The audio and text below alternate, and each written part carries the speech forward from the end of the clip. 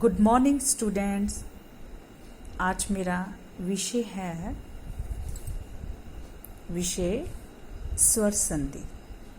स्वर संधि को करने से पहले हमको पता होना चाहिए किस किस के बारे में। वर्णमाला का ज्ञान होना चाहिए। हर्ष स्वर कौन से हैं उनके बारे में पता होना चाहिए, जैसे अ, ई, उ, री, ये 4 हर्ष स्वर हैं। दीर्घ स्वर के बारे में पता होना चाहिए। आ, ई, उ, री, ए, ऐ, ओ, औ, ये 8 दीर्घ स्वर हैं। नंबर 4, स्वर का दूसरा नाम क्या है? मात्रा। राइट। 5 पे स्वर संख्या। अब बताइए स्वरों की संख्या कितनी होगी? 12। हिंदी में 11 है और संस्कृत में 12 है। वो कैसे? चलिए आपको बताते हैं। अ, आ, ई, उ, री, री की वजह से, री के कारण संस्कृत में स्वरों की संख्या 12 है। राइट। 2 अक्षरों, अक्षर कौन से? ये आ। जब ये दोनों अक्षर आपस में टकराते हैं, ये अक्षर, इनको हम ध्वनि भी बोलते हैं। 2 अक्षरों ध्वनियों के मिलने से जो परिवर्तन होता है उसे संधि कहते हैं। आ, इन दोनों ध्वनियों के मिलने से आ, ई, इन दोनों ध्वनियों के मिलने से जो परिवर्तन रहेगा वो संधि। उ, री। राइट। इस तरह से याद रखो। 2 अक्षर ये ध्वनियों को ही अक्षर जो है, हम कहते हैं ना, आपके अक्षरों की बनावट अच्छी होनी चाहिए। ये अक्षर है अ, आ।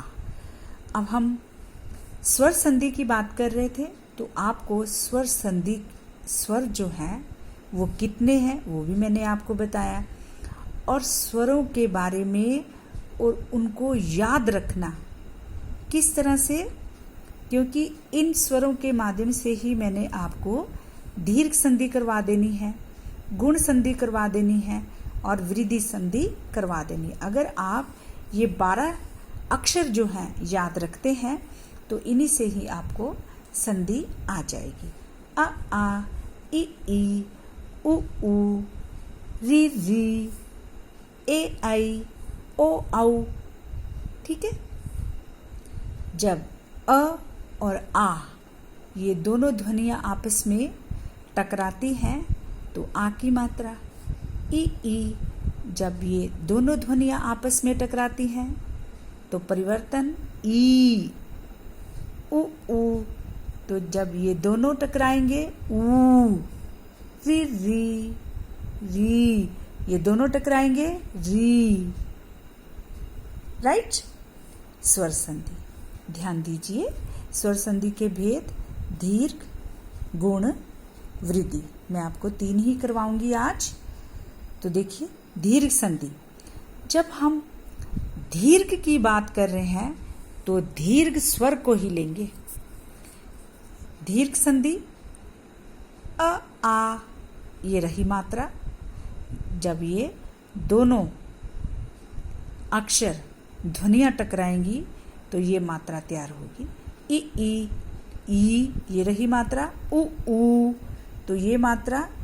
री, तो ये मात्रा।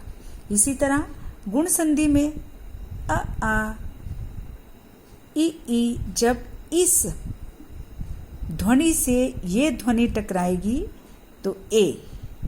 जब आ, उ, ओ, आ, री, तो अर की मात्रा। कैसे? देखो आप। आ, ई, उ, री, ये सारी जो थी दीर्घ संधि। अब इसी लाइन में हम गुण संधि को भी ढूंढेंगे। आ प्लस ई जब अ और आ के साथ ई या ई, इन दोनों में से कोई एक, इन दोनों में से कोई एक, जब अ के साथ ई टकराएगी तो कौन सी मात्रा? ए की मात्रा। जब आ के साथ ई टकराएगी तो कौन सी मात्रा? ए रहेगी, यही मात्रा। जब आ के साथ उ टकराएंगे तो कौन सी मात्रा? ओ की, राइट। जब आ के साथ री टकराएगी तो कौन सी? अर, रेफ की मात्रा, ठीक है। अब वृद्धि संधि को जब आ के साथ ए ऐ ये ध्वनियां टकराएंगी तो कौन सी ध्वनि निकलेगी? ए ऐ। जब आ के साथ ये टकराएंगे तो कौन सी मात्रा? आऊ, ठीक है। ये देखो मैंने वृद्धि बताया, वृद्धि संधि में आ ए ऐ ए, आ ओ औ औ, ये मात्रा। अब तालिका के माध्यम से भी देखते हैं। अंतिम स्वर मैंने शब्द लिया है सूर्य, ठीक है, और प्लस अस्त। अब पहले वाले शब्द का अंतिम स्वर और दूसरे शब्द का पूर्वमीन पहले वाला, हमने सूर्य का उच्चारण करेंगे और य हमने उच्चारण करके अ को निकाला, और दूसरे में अस्त, इसका अ लेंगे, अ प्लस अ, तो कौन सा संधि स्वर बना? आ, तो मात्रा कौन सी? ये रही। इसी तरह आ दोनों टकराए, कौन सा संधि स्वर? आ, तो मात्रा यही रही। और ई ये दोनों आपस में ध्वनियां टकराई, ई, तो ये रही। पीछे से मात्रा लगाते हैं, उसको इस तरह से लिखते हैं। उसी तरह उ दोनों ध्वनियां आपस में टकराई, ऊ, तो ये रही मात्रा। इसी तरह री आपस में ध्वनियां टकराई, री, तो ये एक ऐसे और एक ऐसे। क्योंकि हम दीर्घ संधि कर रहे हैं तो दोनों मात्रा आपस में टकरा रही हैं, लेकिन टकराने के बाद संधि स्वर जो रहेगा वो दीर्घ ही रहेगा। आ, ई, ऊ, री, और इसकी मात्रा ये रही। हमने दीर्घ ही लगानी है। दीर्घ संधि की बात चल रही है तो दीर्घ स्वर ही लगाएंगे। गुण में मैंने ये शब्द लिया गण प्लस ईशः, गण। अब फिर उच्चारण कीजिए, गण, अ को निकाला और ई को हमने यहां लिखा। जब अ के साथ ई ध्वनि टकराई तो कौन सा संधि स्वर हुआ? ए, तो ये रही मात्रा। जब आ और ई के साथ ए, तो ये रही मात्रा। आ और ऊ टकराए तो ओ की मात्रा, ये रही मात्रा। जब आ ऊ तो संधि स्वर ओ, मात्रा ये रही। जब आ री के साथ अर की मात्रा, ये ऊपर, ठीक है। इसी तरह वृद्धि संधि में आ जाइए। सदा प्लस एव, अब सदा आ निकाला उच्चारण करके और ए लिखा, ए, ठीक है। अब आ के साथ ए ध्वनि टकराई तो कौन सी संधि स्वर? ए, सदैव, ठीक है, ये बना एब, ठीक है। तो हम कई बार सदै ए की आवाज भी निकलती है तो ऐ की भी मान, गवैया, अय्या, है ना, इस तरह से ए ऐ। आगे आ के साथ ओ तो कौन सी मात्रा? आऊ, ये मात्रा रही, ठीक है।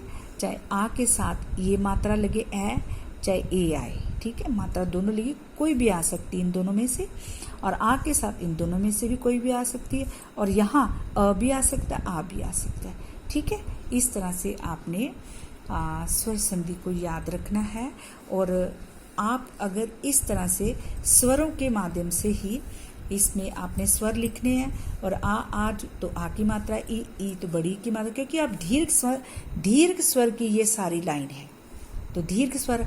और गुण संधि में भी ये पहली लाइन आ ए, आ उ ओ, आ ई आर, और दीर्घ में आ ए ऐ ए, आ ओ औ औ, ठीक है।